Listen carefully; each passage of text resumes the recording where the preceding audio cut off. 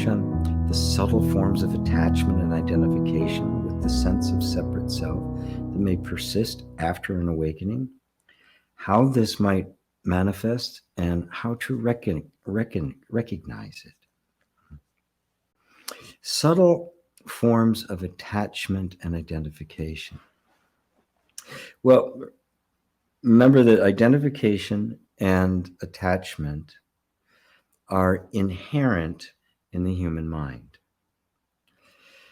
And the reason it becomes sticky and subtle is because, like everything, identification and attachment has both a positive and a negative side to it. I mean, if you don't have attachment between a mother and a child, you have a really screwed up kid, right?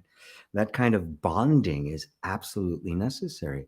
If you don't have that kind of the light side of attachment in a romantic relationship where there's an interdependency and a bonding that takes place, you've got a fragile relationship, right? It can fall over onto the other side. The attachment can become jealousy. It can become neediness. It can become somebody trying to dominate or manipulate the other. So there's where the subtle, you see, as you really trying to embrace and see clearly which is the egoic tendencies for grasping and clinging, and which are just the natural functioning of the human being. You can see they can get it can get very subtle between the two. So how you deal with that is through the practice of being with the subtleties. Because remember, no matter how subtle it is, you're more subtle than it. Right? And it's only because the vision hasn't expanded enough that we're mistaking an impulse for ourselves. Now, the positive side of identification is, the musician and their instrument, right? They become one. Right? When you're driving your car, right, you become one with it. You don't even think about it anymore. It's just completely integrated into it. Right? Now, that's the positive side of it, whereas there's this kind of this intimate connection with all things. The negative side is when I think is the subtle thought, I am that. And it's an influence that is so subtle, it's often not even in the shape of words. If you recognize that all of these things are happening on a level that is so subtle that you can't actually see it consciously as it's not, identification isn't a thought, it's a silent influence of thoughts, right? It's kind of like a black hole. The black holes in space, they showed it was theoretically possible, but the way they found black holes, you can't see them, right? You can't look at them because the gravity is so powerful, light can't get out, so they cannot be seen. They can't be detected by any instrument. So the way they were detected is by seeing the influence on things that we could see, right? So, something in an orbit should go in a particular pattern, and it was not going in that pattern. And how it was off in that pattern matched what they had mathematically worked out to be the potential of a black hole. So you can't actually see it.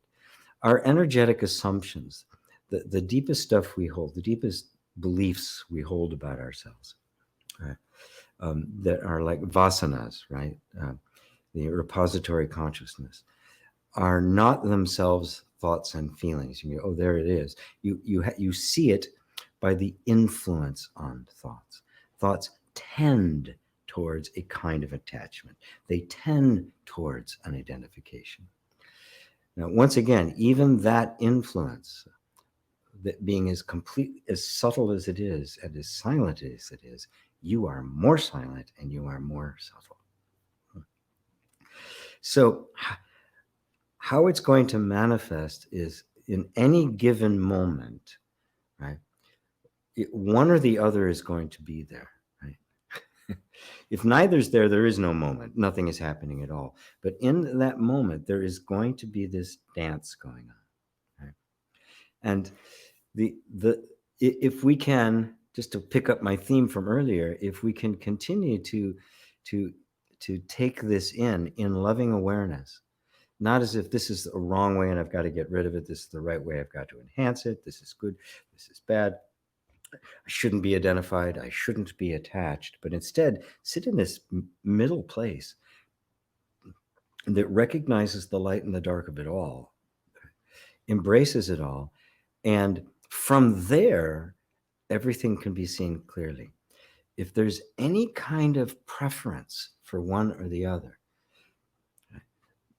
that's going to create the attachment and aversion, as well as identification. Because inherently, if I have a preference for one or the other, I've just taken a position, and that position is the essence of the false sense of identity. That is the false self, the taking a particular position. So noticing those things in ourselves, and again, like I said, we're all going to have preferences and the like, right? But if we recognize that there's a preference arising, in that moment, there's consciousness there. And I could say, yeah, this is what I want right now. It's fine, right?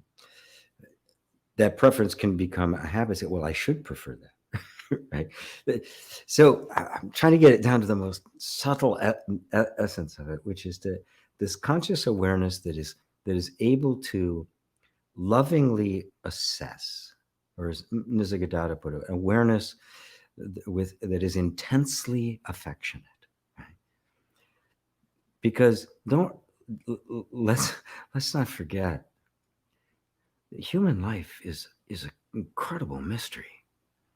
It's miraculous. It's mysterious. When we look at how many things had to come together for us to be doing this right now.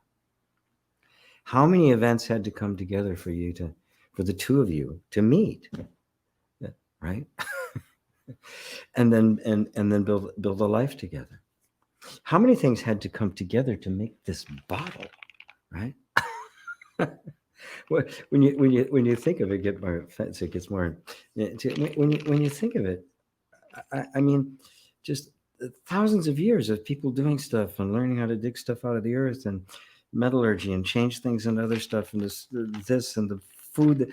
I mean, if you ponder it for just a second, any little tiny experience you have is a universe in and of itself. If we can sit at that with that kind of awe in front of the most mundane stuff, you've hit the payload. Nothing is going to get by you. There won't be any preferences, because even the worst things are going, well, it is the inevitable result of an avalanche of causes and conditions. That's what all of this is. Nothing exists as a thing. Everything is an appearance of causes and conditions. Form and function, you can't separate them. One doesn't follow the other. They are one and the same. The rain, you say, it rained. Well, the rain and the sky are one. It is just in a particular moment, the combination of moisture, altitude, temperature, winds all come together and you get rain. And then when those conditions change, it disappears. So it's always this forever fluctuating stream or flow of causes and conditions. And it's miraculous because look what it's doing. The universe, a sunset, a squirrel running across a telephone line, a big truck making a wide left turn. It's like, what? We should be on our knees all the time. Really. Now, you can't function like that. I get very mundane, but every now and then I just have to stop looking at anything, right? I'm going to take a sip of this, right? And in about 15 minutes, it's going to be a brain cell. What? I mean, it's going to become my pancreas.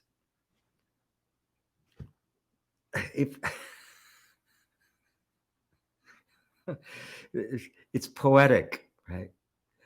Let's embrace the poetry of life.